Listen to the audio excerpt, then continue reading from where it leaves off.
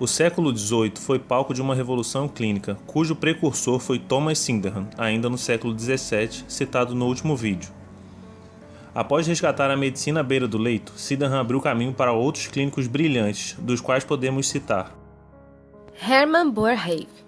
Esse brilhante clínico holandês não se envolveu na guerra entre as escolas de iatrofísica e iatroquímica. Ao invés disso, seguiu os passos de Hipócrates e Sydenham e botou o paciente no centro da sua atenção. Ele experimentava as terapias das duas escolas e via qual se adaptava melhor aos pacientes. Porém, o que transformou Boerhaave em um revolucionário foram seus métodos de ensino. Sua reforma mais efetiva foi trazer os estudantes de medicina para dentro dos hospitais. E, em pouco tempo, se tornou referência em educação médica em toda a Europa. Isso fez dele o pioneiro da verdadeira transformação na medicina à beira do leito, que ocorreu no final do século XVIII e no começo do século XIX, especialmente pós-Revolução Francesa, quando grandes hospitais municipais permitiram que estudantes de toda a Europa e dos Estados Unidos aprendessem em suas aulas ao invés de estudar velhos textos em grego e em latim.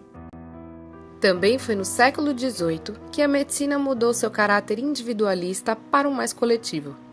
Bernardino Ramazzini reconheceu algumas doenças causadas por condições de trabalho precárias e pediu aos médicos da época para considerar a profissão dos pacientes na anamnese. Durante esse século, com o crescimento dos hospitais municipais, os barbeiros cirurgiões também tiveram como observar e expandir seus conhecimentos. E em pouco tempo, eles perderam seus status de artesão e se tornaram cavalheiros com uma profissão científica. Foi durante essa transição que John Hunter entrou no campo da cirurgia. É considerado um gigante da cirurgia experimental. Criticava os seus colegas afirmando que eles agiam muito rapidamente e sem o conhecimento necessário do assunto. Apesar de ser um cirurgião brilhante, Hunter não acreditava na conveniência da cirurgia. Realizar uma cirurgia é mutilar o paciente que não soubemos curar. É um reconhecimento da imperfeição da nossa arte. Para provar que sífilis e gonorreia são a mesma doença, Hunter inoculou em si mesmo o que ele acreditava ser pus proveniente de uma infecção por gonococos. Infelizmente, sua afirmação foi falsa, porque o paciente do qual ele extraiu o pus possuía as duas doenças. Esse experimento deixou Hunter doente para o resto de sua vida. Um dos grandes avanços do século XIX foi o início da correlação entre os achados clínicos e as alterações pós-mortem. Bichat se destacou nessa área. Num período de 6 meses, ele realizou 600 autópsias. A contribuição de Bichat para a medicina foi direcionar a atenção para as alterações estruturais que ocorrem nas doenças. Seu poder de observação era tão incrível que ele pôde distinguir 21 tecidos diferentes sem a ajuda do microscópio. Sua obra de 5 volumes, o Tratado de Anatomia Descritiva, fez de Bichat o fundador da histologia moderna e um dos pioneiros na patologia. Os médicos franceses da época estavam obcecados em examinar os pacientes e descobrir o que os achados significavam. Eles queriam chegar à raiz do problema, ao invés de apenas observar o curso da doença. Com isso, começaram a fazer exames clínicos cada vez mais específicos e detalhados. Um clínico brilhante chamado Jean-Nicolas Corvisart foi o pioneiro em diagnosticar com precisão doenças do coração e do pulmão, podendo ser considerado o primeiro cardiologista.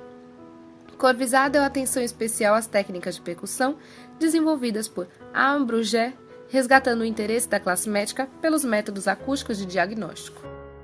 O aluno mais famoso de Corvisart se chamou René Théophile Laennec. Ele fez sua famosa descoberta em 1816 enquanto examinava uma senhora obesa. Devido aos seios fartos e ao pudor próprio da época, Laennec teve dificuldades em auscultar o coração da paciente pelo método tradicional daquele tempo, que era colocar o ouvido diretamente no tórax. Por conta disso, ele criou um tubo com um pedaço de papel, colocou uma extremidade na região precordial da paciente e a outra extremidade em seu ouvido. O próprio Laennec ficou impressionado de como aquela simples técnica permitia auscultar as bulhas cardíacas com grande clareza. Posteriormente, ele construiu um estetoscópio de madeira, que em pouco tempo se tornou símbolo do diagnóstico pulmonar.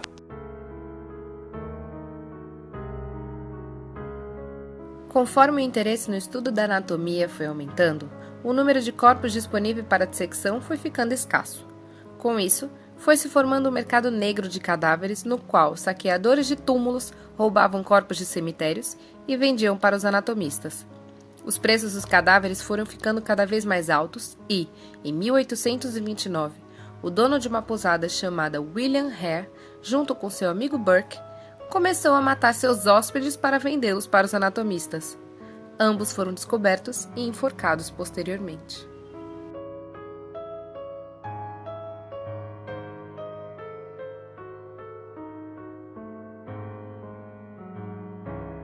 Nos Estados Unidos eram comuns espetáculos públicos de inalação de óxido nitroso, conhecido como gás lareante. Em 1844, em um desses espetáculos, um dentista local chamado Dr. Horace Wells notou que um voluntário que tinha inalado o gás feriu sua perna e não sentiu dor alguma.